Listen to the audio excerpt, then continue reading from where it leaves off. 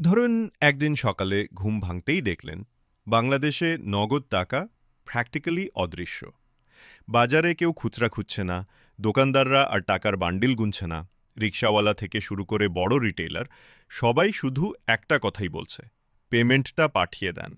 এটাই সেই ভবিষ্যৎ, যেটাকে আমরা ক্যাশলেস ইকোনমি বলি।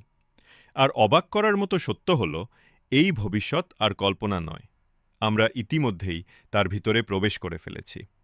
আর সেই প্রবেশদ্বারের নাম মোবাইল ফিনান্সিয়াল সার্ভিসেস। বাংলাদেশে এমএফএস শুধু একটি প্রযুক্তি নয়, বরং মানুষের অর্থনৈতিক আচরণ পরিবর্তনের এক নীরব বিপ্লব।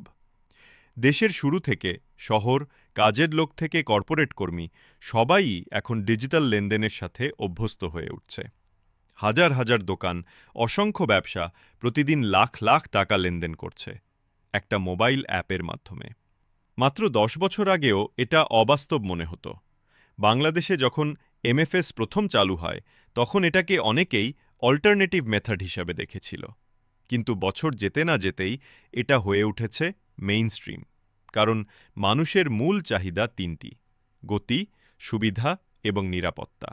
আর এমএফএস এই তিনটিকেই এমন পর্যায়ে নিয়ে গেছে যা কখনোই ক্যাশ দিতে পারবে না।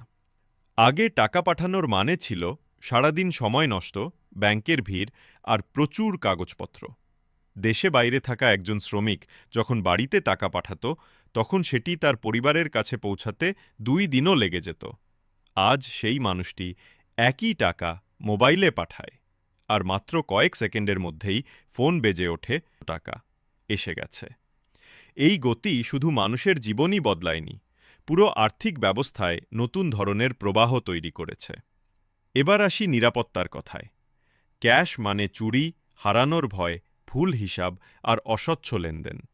কিন্তু এমএফএস এনেছে পেন, ওটিপি, এনক্রিপশন এবং ডিজিটাল রেকর্ড, যা মানুষের টাকার মালিকানাকে আরও শক্তিশালী করে। প্রতিটি লেনদেনের প্রমাণ থাকে, কোথা থেকে কোথায় গেল তার সব রকম তথ্য সিস্টেমে সংরক্ষণ থাকে। ফলে এটি শুধু নিরাপদই নয়, বরং অ্যাকাউন্টেবিলিটি তৈরি করে, যা একটি দেশের অর্থনৈতিক স্থিতিশীলতার জন্য অত্যন্ত গুরুত্বপূর্ণ। এবার ভাবুন ব্যবসার দিক থেকে।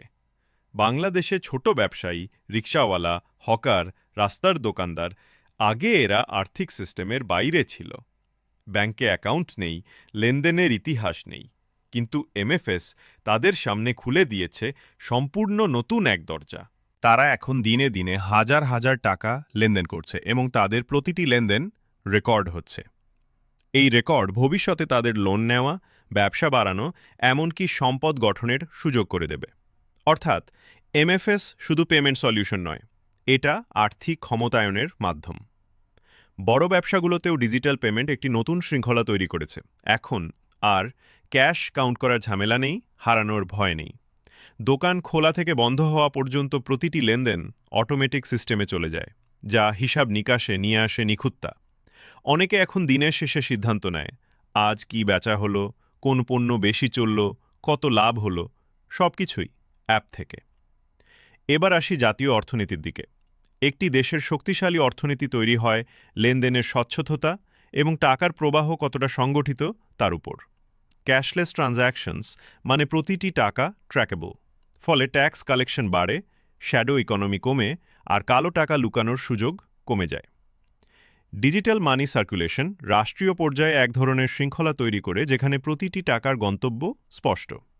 সবচেয়ে বড় কথা, এমএফএস ফাইন্যান্সিয়াল ইনক্লুশন তৈরি করেছে। দেশের যেসব মানুষ আগে কখনো ব্যাংক ব্যবহার করেনি, গ্রামের কৃষক, গৃহিণী, দৈনিক মজুর, তারা এখন লেনদেন করছে আন্তর্জাতিক মানের ডিজিটাল সিস্টেমে। এটি শুধু অর্থনৈতিক নয়, সামাজিক পরিবর্তনেরও এক বিশাল দৃষ্টান্ত। আরেকটা গুরুত্বপূর্ণ দিক হল সরকারের বিভিন্ন সেবা, সাবসিডি, অ্যালাওয়েন্স, স্টাইপেন্ড, এসবও এখন এমএফএসের মাধ্যমে সরাসরি মানুষের হাতে পৌঁছে যাচ্ছে। কোনো দুর্নীতি নয়, কোনো মধ্যস্বত্বভোগী নয়। Benefit reaches directly to the beneficiary. এটা ক্যাশলেস ইকোনমি গড়ার সবচেয়ে শক্তিশালী ভিত্তি। এবার প্রশ্ন, আগামী ১০ বছরে কি হবে? বিশেষজ্ঞরা বলছেন ২০৩০ সালের মধ্যে বাংলাদেশের নগদ নির্ভরতা থাকবে আগের তুলনায় খুবই কম। পরিবহন, শিক্ষা, চিকিৎসা, সরকারি সেবা, ব্যবসা বাণিজ্য সব কিছুই ডিজিটাল পেমেন্টের উপর দাঁড়াবে। ভবিষ্যতে কি আর payment, NFC based, tap to pay, biometric money flow এসব হবে সাধারণ বিষয়। আর এই ভবিষ্যতের কেন্দ্রে থাকবে এমএফএস। বাংলাদেশ আজ যে অবস্থানে দাঁড়িয়ে আছে, এটা শুধু প্রযুক্তির উন্নতি নয়, এটা মানুষের মানসিকতার পরিবর্তন।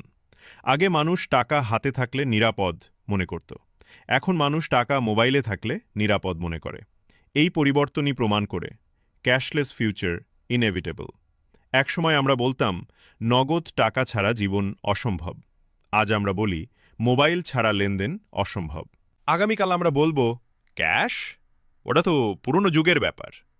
এই রূপান্তরের কেন্দ্রবিন্দুতে দাঁড়িয়ে আছে একটি প্রযুক্তি, মোবাইল ফাইন্যান্সিয়াল সার্ভিসেস। এটাই বাংলাদেশের অর্থনৈতিক ভবিষ্যতের সবচেয়ে শক্তিশালী ভিত্তি।